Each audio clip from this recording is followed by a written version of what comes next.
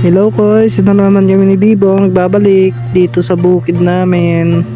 Masaya dito pumunta dahil maghahanap na naman kami ng makakain ngayong gabi.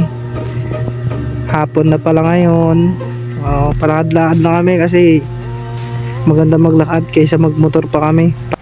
Ganon din naman maglalakad din kami papasok sa bundok namin or sa may kubo namin. To, habang naglalakad kami, pa-video-video na lang ako sa paligid ko. Mga puno, mga kawayan, mga damo na kulay green. At dumating pala yung kaibigan naming isa na papunta rin sa kanyang bukid para titignan yung kanyang mga tanim na mais. Ang plano sana namin dito ay kumuha ng saging para may pang merienda kami ngayong hapon. Napadaan naman kami ulit dito sa ilog mga koys. Paladaan na kami.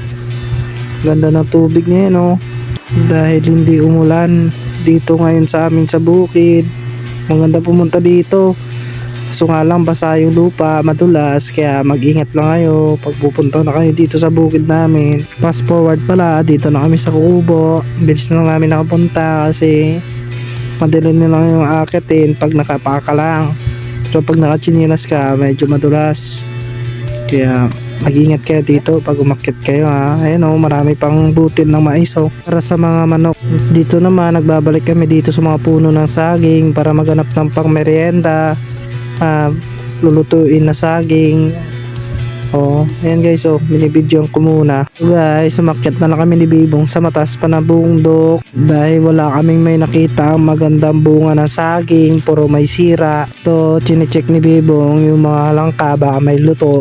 Sabay chinek ko na rin yung wild na atis, pero ito palit siya ng dahon, pati yung mga bunga niya wala, hindi mapakinabangan. Ito na lang kami, tanaw-tanaw na lang sa kagandahan ng mga bundok. Dito guys, handa umakyat dito sa amin, makikita nyo yung mga bundok na iba. And papunta na pala kami dito sa mga taniman ng kamuting kahoy dahil kukuha na lang kami. Yun na lang pamerinenda namin. Kaya ito, nilinis na ni Bibong yung dadaanan namin papunta sa taniman ng balinghon. At dito na nga si Bibong, nampisa niya na nga ukayin yung isang puno ng balinghon or sa Tagalog is kamuting kahoy. Napatigil ako sa video kaya tinulungan ko na lang siya. Kaya yung nakuha namin, ginamit namin yung damit ni Bibong para lagayan dahil nakalimutan namin magdala ng sako at sabay kuha ng puso ng saging. At kumuha na rin kami ng mais guys. Yung puso ng saging sira din, kaya ito pauwi na kami. Hindi ko na sinuot yung tsinelas ko kasi madulas pauwi. Madulas kasi yung lupa kaya magpapaan na lang ako. At ito guys, may nakita pa akong bulaklak. Pauwi na kami sana kaya pero inuyop ko muna kasi maganda tignan to pag inuhuyop. Lalo na pag lumilipad yun. Parang bulaklak niya. Forward na tayo guys. Pauwi na kami ng bahay para lulutuin yung langka na kinuha namin at yung kamuting kahoy. Kita yung si Bibong wala nang damit. Dito na kami sa bahay guys, mainit pa, ayan, mainit-init pa, sikat ng araw. Yung simbahan namin, Assembly of God. Ito si Bibong, wala nang damit, ginamit sa lagayan ng balingoy, kaya ito na ang finished product. Luto na yan guys, ready to eat na yan. Yan yung sausawan ng kamuting kahoy, binalatan ko na rin yung langka.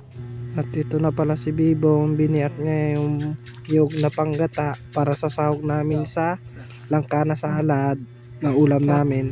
Langka, kaya ito na. Tapos kong iwain, sinalang ko na naman dito sa magandang kaldero namin. Ayan yung langka. Nilalaga ko yan, ni-steam para maging malambot. Para maging ganito. Ito na pala yung finished product na salad na langka.